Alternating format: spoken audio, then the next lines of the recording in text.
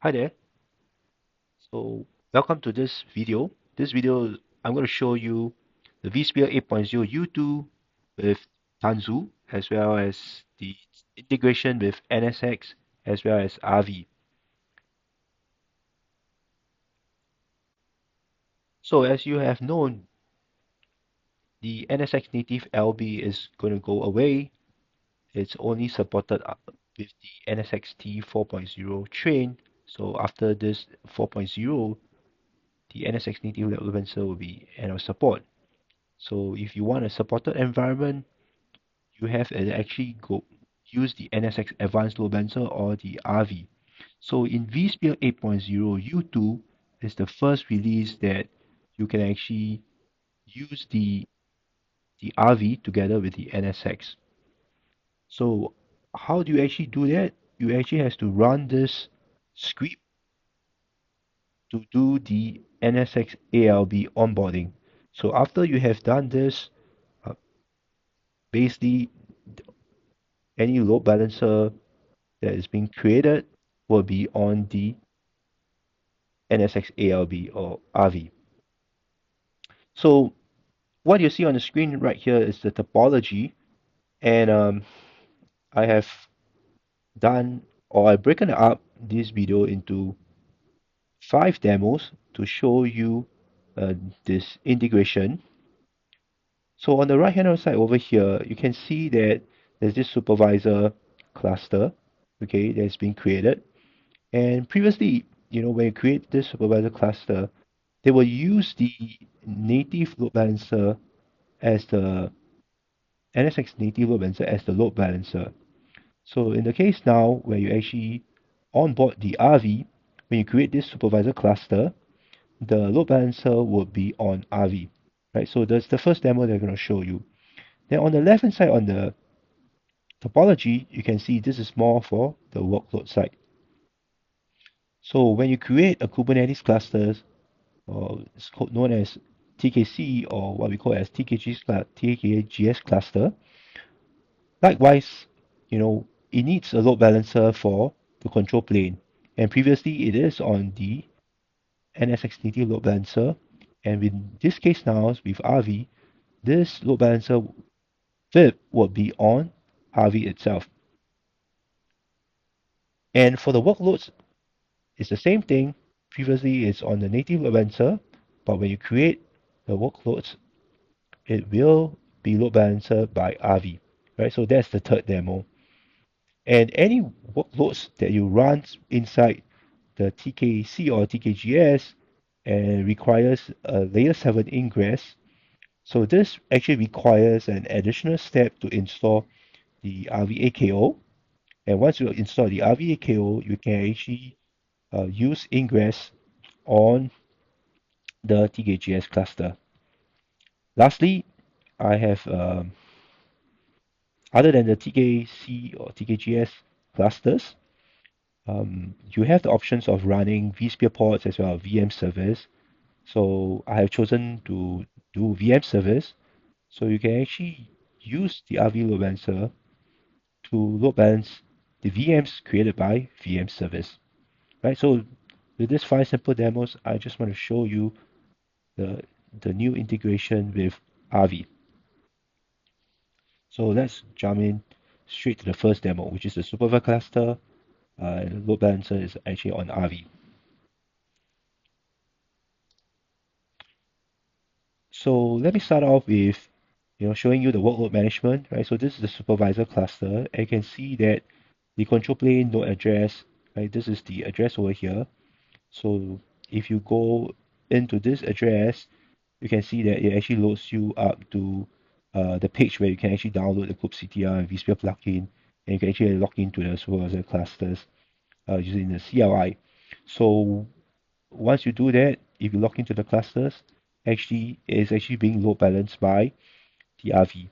So now let's log into the RV and see that actually we can see this virtual service. Okay, so log into NSX ARV and you can see that um, you know the virtual service for the supervisor cluster is actually shown here.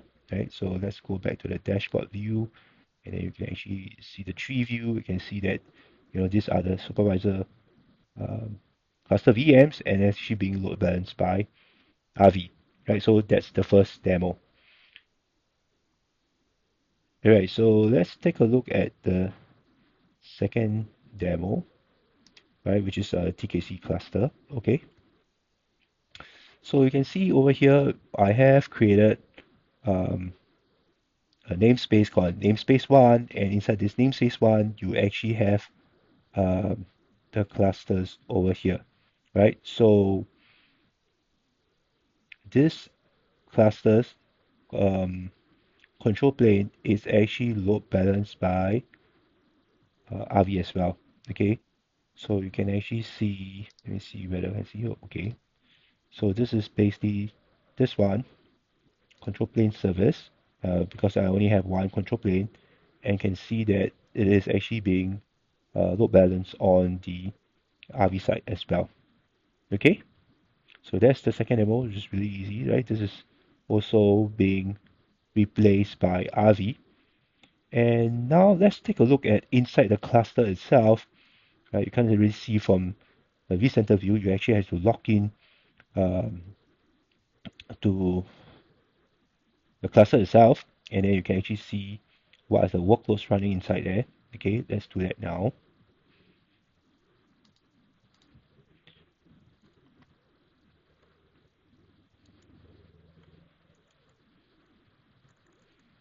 Okay, so I'm actually logging to TKC. Let me see, and N space one, gas one. Okay, okay, and then actually goes into this context. So let me get the nodes to make sure that, okay, so this is the cluster itself. And let me see whether there is any service over here. Okay, and um, okay, so basically, let me show you that I can actually, okay, let me see any ports. Okay, so I have an NGX1 here, so I can actually expose this port over here. Okay, let me see. Okay, and I want to expose it and is using a layer 4 load balancer. Okay,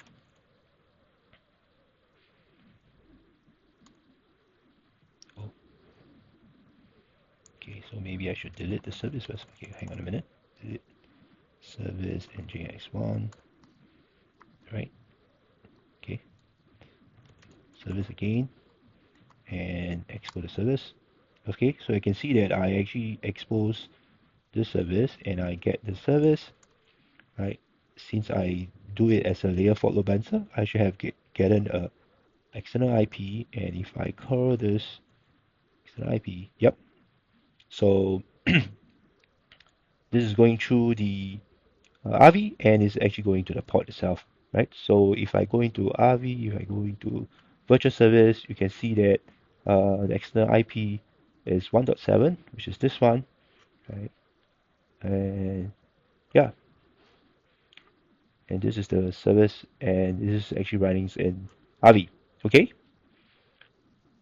so there is actually the third demo,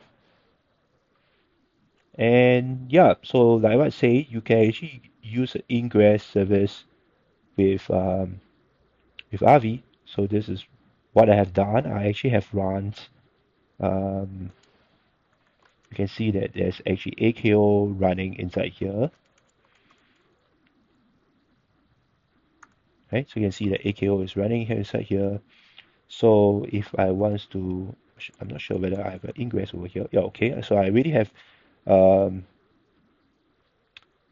defined an ingress, right? Just to go back to that service, right? So let me try this, and you can see that it has um, a VIP address, right? So you can actually see this actually VIP address 10.2.1.2.100. So over here, right? You can see that is actually appearing in RV as well, right?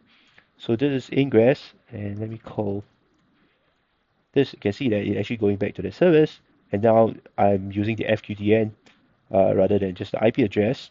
Okay, and yeah, so the ingress is actually working, right, due to the AKO that's being inside the TKC cluster. All right, and this brings me to the last demo, which is VM service, which is you can actually load balance the VMs created by VM service, and it's also on RV as well.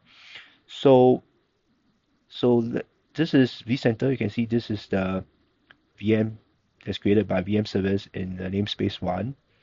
And if I goes into yeah, so let me just log into the supervisor cluster, right? And right, so you can see that I'm in this supervisor cluster now. If I get the nodes, I actually get to see the EXXIs. Okay, oh, and space one. You can see that I can see my VM created by VM service. Okay, so now let me take a look at the service. And you can see that I have exposed um, the VM SSH using the RV itself. So you can see this external IP address 10.250.1.5. So if I go into the load balancer, you can see over here, right?